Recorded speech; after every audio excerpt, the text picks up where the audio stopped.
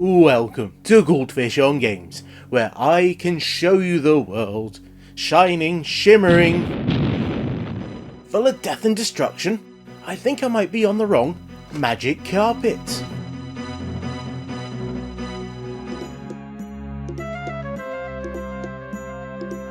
Magic Carpet was developed by the mighty Bullfrog and released for MS-DOS in 1994. It received a few ports and showed up on the PlayStation and Saturn in 1996, of which I actually have the Saturn release, but today we're going to be sticking with the original version. At the time of release, the DOS version was quite the resource intensive game.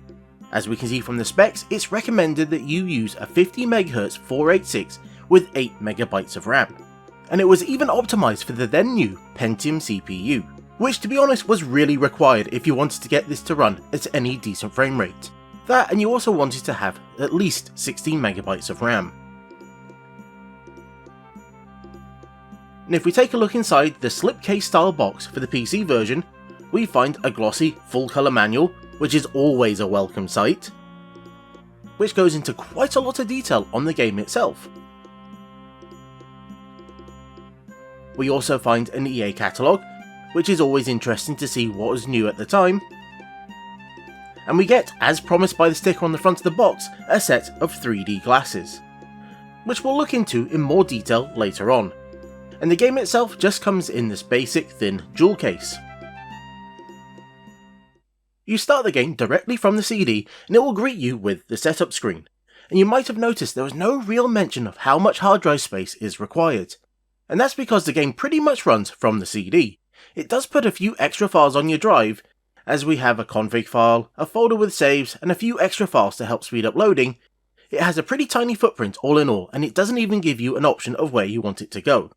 And once you finish setting all that up, the intro will start. Unless you happen to have a Pentium processor, in which case you'll get the old Pentium jingle. Now the first time you play, the intro is unskippable, and will drop some major plot on you. The world is full of mana, which has given rise to mighty magicians who have ended up fighting each other over it, when one of them took it a little too far. The whole world shook with a mighty earthquake, in which the wizard himself perished. So it's now up to us to try and restore order across 50 levels, or so the manual at least would have you believe, as according to a few sources, 5 of the levels seem to actually be missing. Do not be disheartened. You must return the realm to nature's order. But with all that over, we end up in the main menu, which is this very graphical system, where you can mostly work out what everything does. You can use the picture to change your name, which is more useful in the multiplayer than the regular game, which itself can be started from that double helix in the middle of the screen if you've got it enabled. Saving and loading is done with the 2 buttons on the right hand side, and the globe will start a new game. The game will return you to this menu after you finish a level, and when it does, a new icon will show up, the hourglass, and this allows you to start the next level. And starting from the beginning, you just get dumped into this 3D world stood on top of your carpet. And it's lots of fun just to go flying around. You control the speed with the cursor keys and the direction with the mouse. And we will talk about this in a bit more detail later, but you can't help but notice the draw distance. It's not very far and it's not possible to change it. But let's just continue with this level, as we have a few things that we need to collect. On the minimap you can spot these red dots. These are spells. As you progress through the game you'll find more of them, and you'll carry over what you found into the next level. So if you miss one, you got to hope that it'll show up in a later world, or you're going to miss it forever.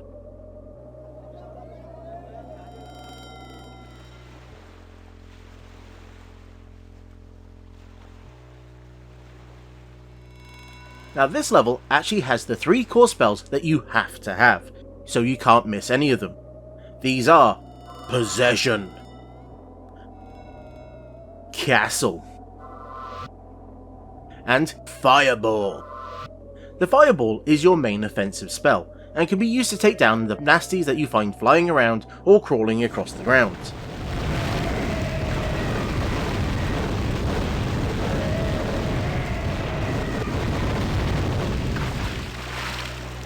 Take them out and they'll drop these gold balls, known as mana.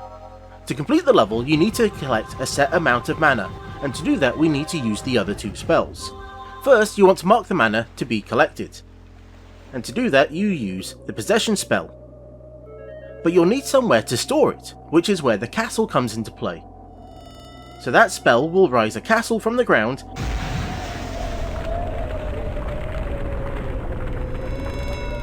and with it you'll get a balloon, which will fly around the level picking up the mana that you've marked and returning it to the castle. Your castle can only store a set amount depending on how big it is, so you'll have to grow it if you want to be able to collect more and complete the level.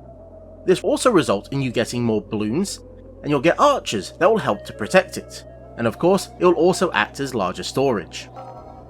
You can also use that possession spell to take over houses. This gifts you with their mana and also increases the maximum amount of mana that you can personally store, which is used for your own spells. So taking over a village can be very useful, as it will also grow and become armed to help you out later on.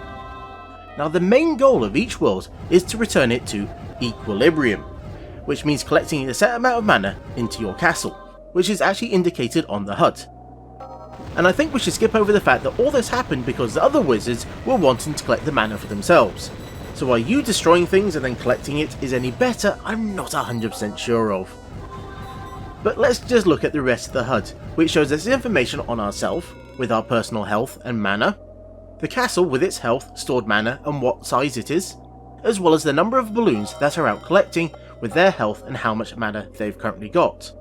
There's also this mini-map, which draws a dotted line back to the castle, as well as telling us which spells we have selected and how much we can currently use them.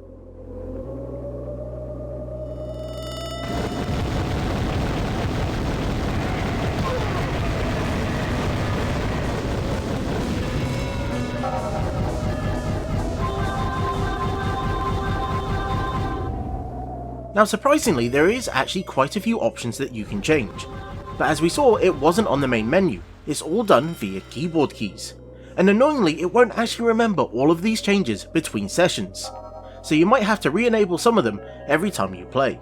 But it's here we get to see some of the more advanced features of this engine. But there are a few options that aren't quite as useful, like speeding the game up, which might help on a slower machine, but it does mean that you'll travel further in that small number of frames that you get. And on a faster machine, well, it makes it almost unplayable.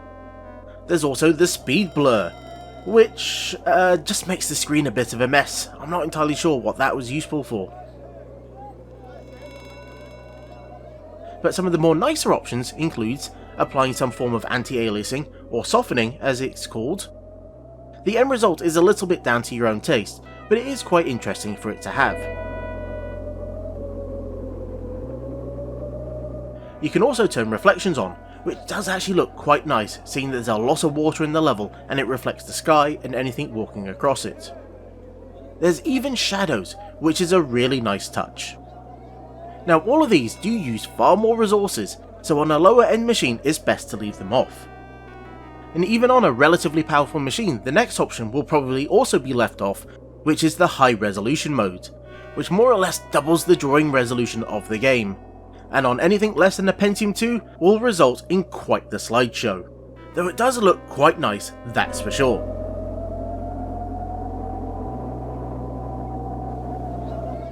There's also a few special options that enable 3D mode, and these give you two options. The first is a red-blue mode, which works with those glasses we found in the box.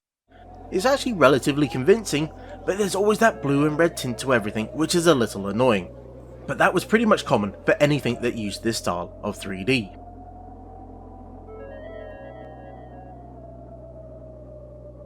The other option is far more unique, which is stereogram mode.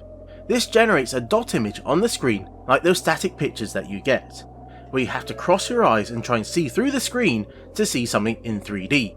I was never really that good at them and could barely make out the static ones at the best of times, so I can't say how convincing this image is, as to me it mostly just looks like a mess. But on top of all this, there was actually a version that worked with an early VR headset, the VFX1, which is very cool, and I'd love to check that one out. And with the right settings in place and the world restored, we get the option to hit the spacebar and finish it. Congratulations, Master Wizard. the world is restored to equilibrium. Which gives us this completion screen that gives us some idea of how well we did, and will also indicate if we've missed any of the spells. And with that, we're back to the wizard's chamber where we can save or just move on to the next world. Now over the next few levels we are introduced to a few new things. We get the magic mirrors that will teleport you to a set place in the level, which is handy for getting away from a fight quickly or trying to get into one quickly. There are also scripted events that will start to show up. On one of the levels there's this booby trap on a spell that will spawn a whole bunch of bees right on top of you. And don't think these things are harmless. These can and will brutalise you if you give them a chance, which can very easily lead to death. Thankfully, you will respawn quite quickly if you set up a castle.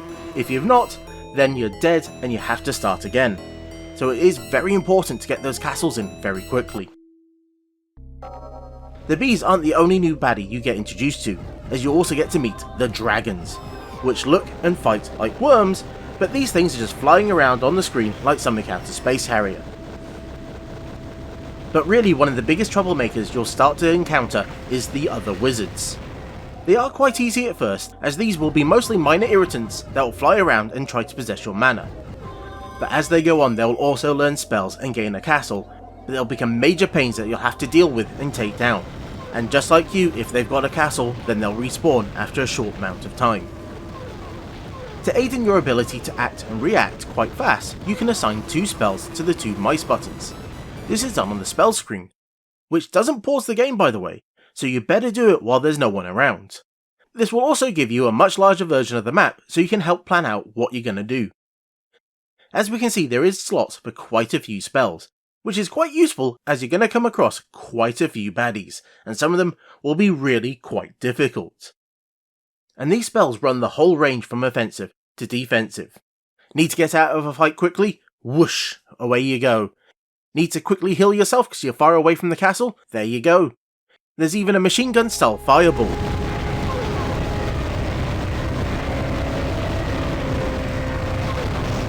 The game itself actually started life as a tech demo, as a developer at Bullfrog was just experimenting with creating this 3D hype map engine, and when it was shown off to everyone else they were really excited about it and were quickly wanting to make a game with it. But then they got an odd request. I'll let you guess who that was from, that it couldn't be a flight sim.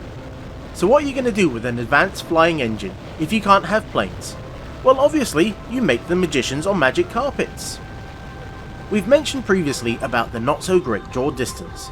Well in earlier versions of the game you could actually see much further, as the engine was programmed to draw 20 tiles in either direction from the player, which initially meant you could see 400 meters in front of you.